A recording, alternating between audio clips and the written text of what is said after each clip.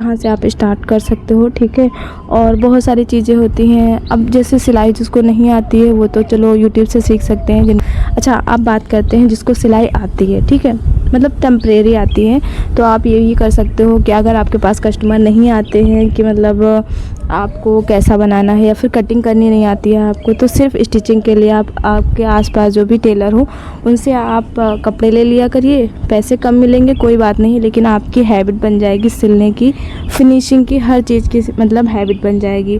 और आप टेलर से अगर लेंगे तो टेलर बेसिकली अगर देता है वो आपको, तो अगर आप जब बनाकर उसे देंगे तो वो पूरी फिटिंग का नाप लेगा, सारा कुछ लेगा, तभी वो कस्टमर को प्रोवाइड कराएगा।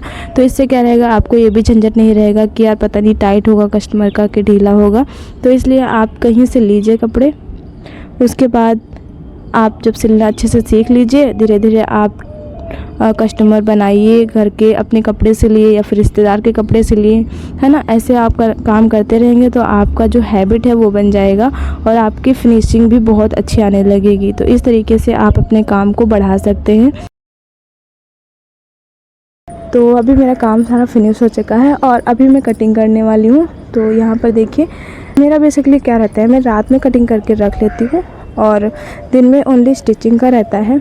और साथ में मैं सिलाई सिखाती भी हूँ। तो यहाँ पे तो स्टूडेंट आते हैं जो कि बच्चे मेरे सीखते हैं, तो उनको भी टाइम देना होता है। उनको भी 1 घंटे का टाइम देती हूँ। एक लड़की आती 12:30 से 1:30 और एक आती है 12 से 1। तो उसके बाद जो मेरा टाइम होता है, साथ में जब मैं सिखाती हूँ अपने बच्चों को, साथ में मैं अपना भी वर्क करते रहती हूँ। अच्छा, सिलाई एक ऐसी चीज़ है, अगर आप सिखा रहे हैं किसी को, एक बार बता दिया, उसके बाद अपना टाइम है, आप अपना जैसे छोटा मोटा काम है कटिंग का या फिर स्टिचिंग का, कुछ साथ में ही कर सकते हो। और मेरे पास 2 मशीनें हैं तो मेरे लिए और बेटर होता है।